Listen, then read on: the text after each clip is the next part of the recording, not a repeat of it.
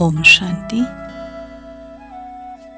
अपने को आत्मा समझ परम पिता परमात्मा को याद करो। यह महावाक्य ईश्वरीय मार्ग की नींव है।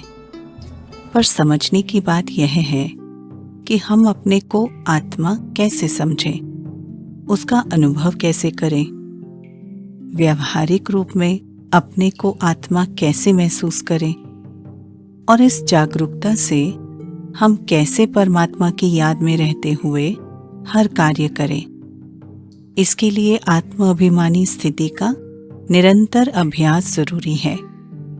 संपूर्ण पवित्रता को प्राप्त करने के लिए भी यह अभ्यास अति आवश्यक है। आत्म अभिमानी स्थिति का अभ्यास ईश्वरीय मार्ग में प्रगति का मूलभूत आधार है। हमारे जीवन में हम जो भी पुरुषार्थ करते हैं उसकी बुनियाद यह है। आत्म अभिमानी अवस्था एक बहुत ही सुंदर, आनंदमयी और प्यारी अवस्था है। केवल इसी स्थिति में हम यथार्थ और गहरे रूप से परमात्मा से संबंध जोड़ सकते हैं। इस स्थिति को पाने के लिए हमें अपनी दृष्टि, वृत्ति, स्मृति, स्थिति और संस्कारों को परिवर्तन करने का निरंतर प्रयास करते रहना है। आत्म अभिमानी स्थिति का अभ्यास आसान भी है और मुश्किल भी। मुश्किल इसलिए है क्योंकि हमें लंबे समय से देह अभिमान में रहने की आदत है। आत्म अभिमानी स्थिति को पाना सरल है क्योंकि वही वास्तविकता है। हम हैं ही आत्मा और उसका अभ्यास भी वास्तव में सरल है। बाहरी जागरूकता से हटकर भीतर ध्यान केंद्रित करें, अंतर्मुखी बने, अभ्यास करते रहें। इससे आत्माभिमानी स्थिति का अनुभव व समझ गहरा होता जाएगा। यहाँ कुछ अभ्यास दिए गए हैं जो हमें आत्माभिमानी स्थिति पर चिंतन करने में मदद करेंगे और हमारे द्वारा किए जाने वाले कर्मों के साथ प्रयोग करने में हमारा मार्गदर्शन करेंगे। इन अभ्यासों को बार बार करने से विभिन्न नवीन अनुभव होंगे और हम आत्म अभिमानी स्थिति की गहराइयों को समझ सकेंगे। यह अभ्यास हमारे अंदर आत्म अभिमानी स्थिति की ओर अधिक स्पष्टता व समझ लाएगा। हम दैनिक जीवन में आत्म अभिमानी अभ्यास के असंख्य लाभों का अनुभव करते रहेंगे। परमात्मा की याद में इन अभ्यासों को करना आवश्यक है क्योंकि परम शिक्षक के रूप में उन्होंने हमें आत्म अभिमानी बनना सिखाया है। इस मार्ग में हमें विजय की ओर मार्गदर्शन कराने के लिए हम उस परमात्मा का धन्यवाद करते रहें। आत्म अभिमानी अभ्यास एक सूक्ष्म और गुप्त मेहनत है। यह बातें मेरी और परमात्मा के बीच की हैं। मुझे ईमानदारी से अभ्यास करते रहना है। मुझे स्वयं से और परमात्मा से सच्चा रहना है। ओम शांति। आत्म अभिमानी अभ्यास पहला। जैसे ही मैं बाहर निकलता हूँ मुझे कई कारें दिखाई देती हैं। कईयों के लिए कार की बाह्य सुंदरता और आंतरिक सुविधाएं आकर्षित कर सकती हैं। दूसरों के लिए उस कार की बनावट दिलचस्प होगी। अभी एक क्षण के लिए सोचें, क्या होगा अगर मैं जो कार देख रहा हूं वह मेरे एक परिचित व्यक्ति की है। हालांकि वह व्यक्ति प्रत्यक्ष रूप से दिखाई नहीं दे रहा है, लेकिन मेरा मन तुरंत कार में बैठे उस व्यक्ति की ओर ही चला जाता है जो गाड़ी चला रहा है। कार को महत्व न देते हुए मेरी सारी भावनाएं और विचार कार में बैठे उस व्यक्ति के प्रति ही होंगी। मेरा पहला सबक है, शरीर एक कार की तरह है और आत्मा इसकी चालक है। क्या अद्भुत सदृश्य है। हर एक कार का दृश्य मुझे एक शरीर के अंदर विराजमान आत्मा की याद दिलाता है।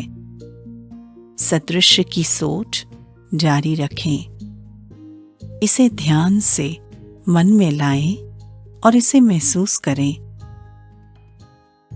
किसी व्यक्ति का दृश्य मुझ में उस शरीर के मालिक आत्मा की जागरूकता लाता है। जब भी शरीर दिखता है, उसके मालिक आत्मा से जुड़ने का यह एक अवसर है। किसी व्यक्ति का दृश्य मुझ में उस शरीर के मालिक आत्मा की जागरूकता लाता है। जब भी शरीर दिखता है, उसके मालिक आत्मा से जुड़ने का यह एक अवसर है। तब मैं आत्मा की ओर देखना शुरू करता हूँ और आत्मा को देखता रहता हूँ।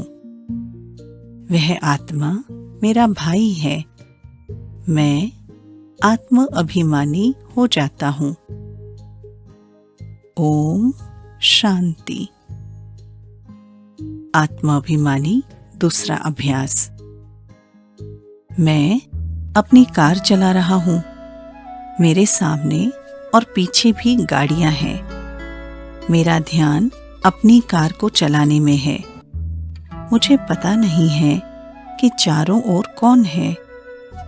जब भी लोग अंधाधुंध गाड़ी चलाते हैं, मेरा ध्यान उस कार और उसके चालक दोनों की ओर जाता है।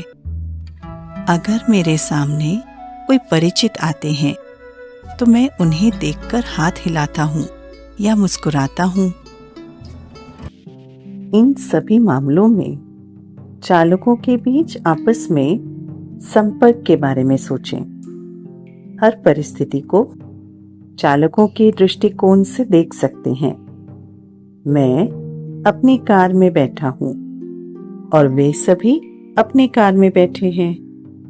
कुछ इसी तरह से मैं आत्मा अपने शरीर में बैठकर दूसरी आत्माओं के साथ संपर्क में आता हूँ, जो अपने अपने शरीरों में बैठे हैं। मैं अपनी कार को पार्किंग में रोक देता हूँ। संयोग से मुझे पता चला कि मेरा दोस्त मेरे बगल वाली कार में बैठा है। फिर हम अपनी अपनी गाड़ी में ही बैठकर एक दूसरे से बात करते हैं। इस मुलाकात के बारे में सोचें।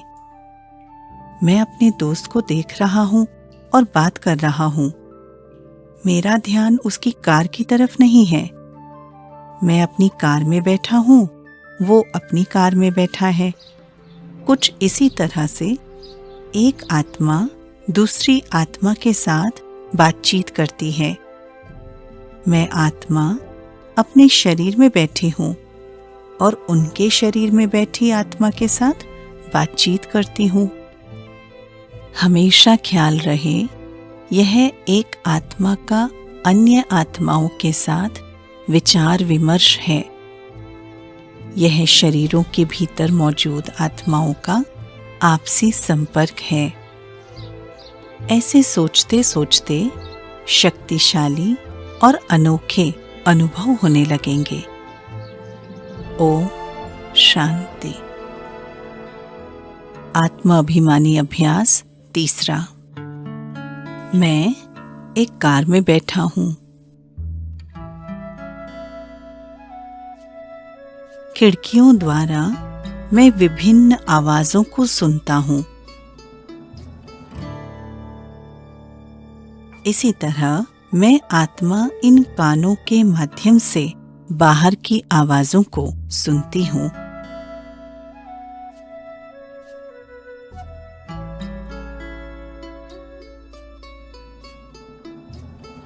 मैं कार की विंडशील्ड के माध्यम से बाहरी दुनिया को देखता हूँ। कार के अंदर बैठे बाहर का दृश्य देखता हूँ।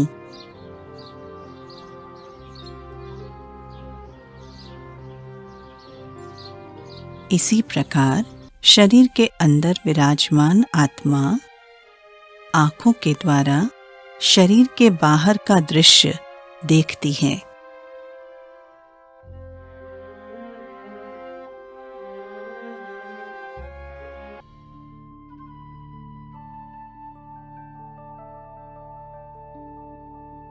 दोबारा इसे गहराई से सोचें और महसूस करें, मैं आत्मा आँखों से कैसे देख रही हूँ।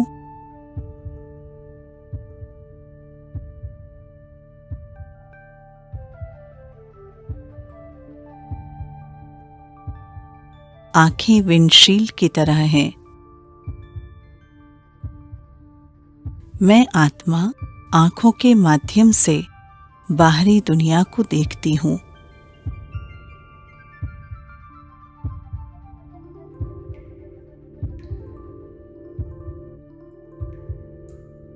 मैं अलग हूँ और मेरी आँखें अलग हैं। मैं अपनी आँखों से अलग हूँ। ऐसा अनुभव करने के लिए बार बार प्रयास करें। इसके फलस्वरूप जो प्राप्ति होती है उसका वर्णन नहीं किया जा सकता है।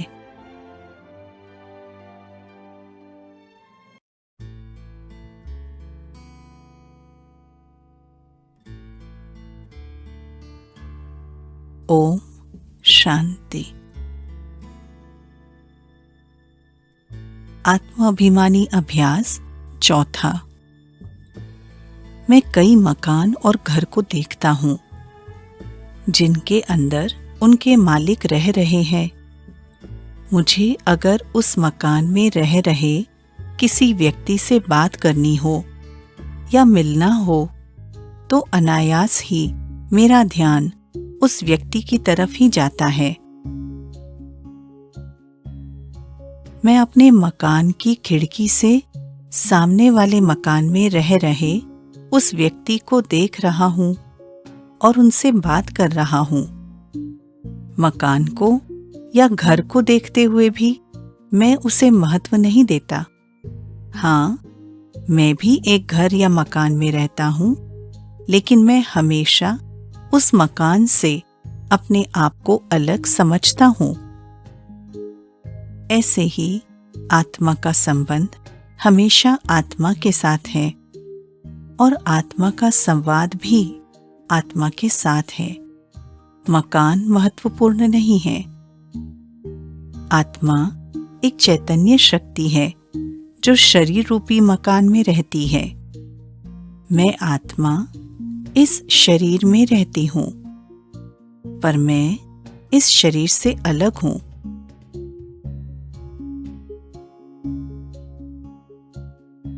ऐसे ही मैं इस शरीर रूपी मंदिर में एक मूर्ति हूँ।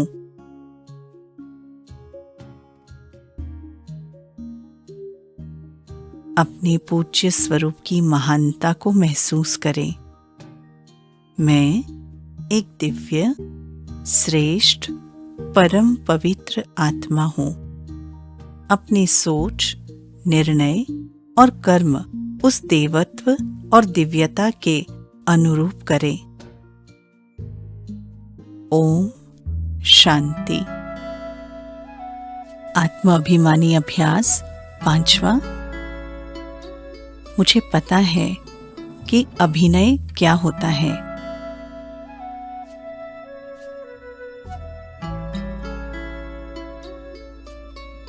एक अभिनेता हमेशा इस बात से अवगत रहता है कि वास्तव में वह उसकी भूमिका से अलग है।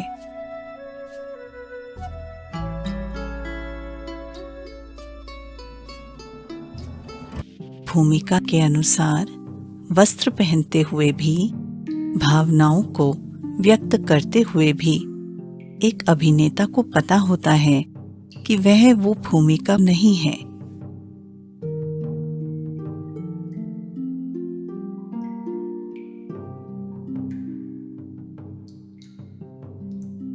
मैं अभिनेता हूँ, विभिन्न भूमिका को निभाता हूँ।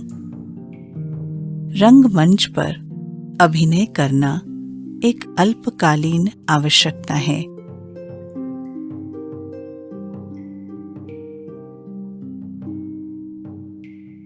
अभिनेता, अभिनय और भूमिका ये सभी अलग हैं।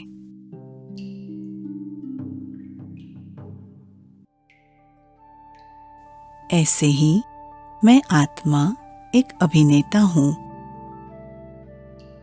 मैंने शरीर रूपी वस्त्र को धारण किया है। मुझे यह समझ है कि मैं जिस भूमिका को निभाता हूँ उससे कहीं अधिक मैं सक्षम अभिनेता हूँ। मैं आत्मा जो भी किरदार निभाता हूँ उसमें जान डाल देता हूँ। मैं अपने शरीर रूपी वस्त्र और अपने भूमिका से भिन्न हूँ। मुझे पता है कि इस अभिनय के बाद मुझे घर जाना है।